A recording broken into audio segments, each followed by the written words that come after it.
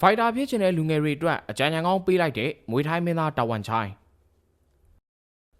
ဝန်ချမ်ပီယံရှစ်ရဲ့ဖေသာဝိတ်မွေထိုင်းမှာပြိုင်ဆန်ရှားဖြစ်တဲ့တာဝန်ချိုင်းရဲ့နောက်ထပ်ပြစ်မှတ်ကကစ်ဘောက်ဆင်ချန်ပီယံဖြစ်လာဖို့ဖြစ်ပါတယ်။တာဝန်ချိုင်းကလည်းသူ့ဘော်တန်ကြားရှိနေသူတွေကိုကစ်ဘောက်ဆင်ကပတ်အရယူပြီးတော့တတ်သိပြချင်နေတာပါ။တာဝန်ချိုင်းအနေနဲ့ဖေသာဝိတ်ကစ်ဘောက်ဆင်ချန်ပီယံဖြစ်ချင်စူပါဘုံကိုနိုင်ဖို့လိုမှာဖြစ်ပါတယ်။စူပါဘုံနဲ့မတွေ့ခင်တာဝန်ချိုင်းအနေနဲ့ကစ်ဘောက်ဆင်ပွဲတစ်ပွဲကိုမှဖြစ်မနေကြော်ဖြတ်နိုင်ဖို့တော့လိုပါတယ်။ဝန်ချမ်ပီယံရှစ်ကဂျပန်နိုင်ငံမှာ promotion share ဆင်းသွားဖို့ရှိနေတာပါ။1172ကိုလာမဲ့ match 23နေ့ဂျပန်နိုင်ငံဆိုင်တာမာစူပါရီနာကွင်းကြီးထဲမှာကျင်းပသွားမှာဖြစ်ပြီးတော့တွဲဆိုင်ကောင်းတွေများစွာလည်းပါဝင်နေပါတယ်။ကောင်တွဲဆိုင်တော့ဂျပန်ကန်ဝင်ကစ်ဘောင်ဆင်ဖိုက်တာတာကေယူစီကာဝါနဲ့မွေထိုင်းမေဂါစတာရော်ထန်တို့ရဲ့ flyweight ကစ်ဘောင်ဆင်ပွဲပဲဖြစ်ပါတယ်။ကစားမနှုတ်ရဲ့အချိန်ဝါကြီးမားလုံးတာကြောင့်ချန်ပီယံလူပွဲတွေကိုကြော်လွန်ပြီးတော့ကောင်တွဲဆိုင်ဖြစ်နေရှိနေတာပါ။ဒီပွဲအားလုံးစောင်းမြောင်တဲ့ပွဲဆိုလည်းမမှားပါဘူး။မွေထိုင်းမင်းသားတဝန်ချိုင်းကတော့စူပါစတာမာဆာကီနိုရီနဲ့ဖေသာဝိတ်ဂျားပြကစ်ဘောင်ဆင်ချန်ပီယံကပတ်လူဝဲကစားသွားမှာဖြစ်ပါတယ်။တဝန်ချိုင်းအနေနဲ့မာဆာကီနိုရီကိုနိုင်ပြီးတော့ဖေသာဝိတ်ဂျားပြကစ်ဘောင်ဆင်ချန်ပီယံဖြစ်ခဲ့လို့ရှိရင်လက်ရှိချန်ပီယံစူပါဘုံနဲ့ချန်ပီယံကပတ်ပေါင်းစည်းပွဲကစားခွင့်ရသွားမှာဖြစ်ပါတယ်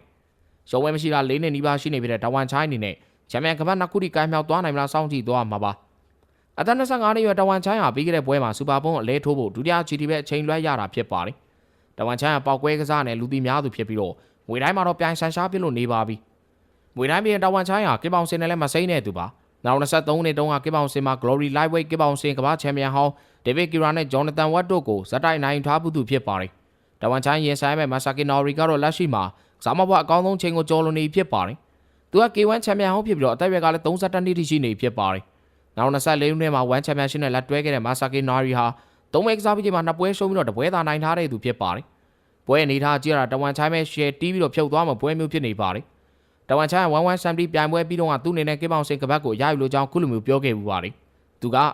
ကျွန်တော်နောက်ထပ်အိမ်မက်ကကစ်ဘောင်ဆင်ကပတ်ပါကျွန်တော်အားကစားနှစ်ခုရဲ့ကမ္ဘာချန်ပီယံဖြစ်ချင်ပါတယ်။ခုချိန်မှာလူတော်များဒီကိစ္စကိုပြောနေကြပါတယ်။ကျွန်တော်ဒီကပတ်ကိုရယူနိုင်တယ်ဆိုတာသူတို့ကိုတတ်သိပြချင်ပါတယ်လို့ဆိုသွားခဲ့တာပါ။ဂျက်ဖရီယာလည်းတဝန်ချိုင်းရဲ့ကစ်ဘောင်ဆင်ချန်ပီယံဖြစ်လာနိုင်ကြောင်းထောက်ခံသွားခဲ့ပါတယ်။တဝန်ချိုင်းလက်ရှိကအကောင်းဆုံး striker ပါ။ဘယ်စီးမြင်အောက်မှာမစုကစားနိုင်မယ်လို့ကျွန်တော်ထင်ပါတယ်။သူကသူ့ရဲ့အိမ်မက်အကြောင်းကိုပြောသွားခဲ့ပါတယ်။ကျွန်တော်သူ့ကိုယုံပါတယ်။ဒီဘက်တကယ်ကိုကြောက်ဖို့ကောင်းတဲ့ဘဲဗျာ။သူကပါရမီရှင်ကစားမှာပါ။တဝန်ချိုင်းစမာရက်ပါယာကရွန်ရဲ့ပိုကောင်းတဲ့ version လို့ထင်ပါတယ်။ဘာလို့လဲဆိုတော့သူ့မှာလဲထိုးပါဝါရှိလို့ပါလို့ပြောသွားခဲ့ပါတယ်။စမာရက်ပါယာကရွန်ဟာမွေထိုင်းလောကဂန်ဝင်ကစားမတူဖြစ်ပါတယ်။ဂျက်ဖရီကတဝန်ချိုင်းအနားယူသွားပြီးတဲ့ဂန်ဝင်စမာရက်ပါယာကရွန်ထပ်တောင်ပို့ပြီးတော့ကောင်းသေးတယ်လို့ဆိုလိုက်တာပါ။ခုဆိုရင်တဝန်ချိုင်းကတိုက်ခိုက်အားကစားကသူ့ရဲ့ဘဝကိုဘယ်လိုမျိုးပြောင်းလဲပြလိုက်လဲဆိုတာပြောပြလာခဲ့ပါတယ်။ဝန်ချန်ပီယံရှစ်နဲ့အင်တာဗျူးမှာသူက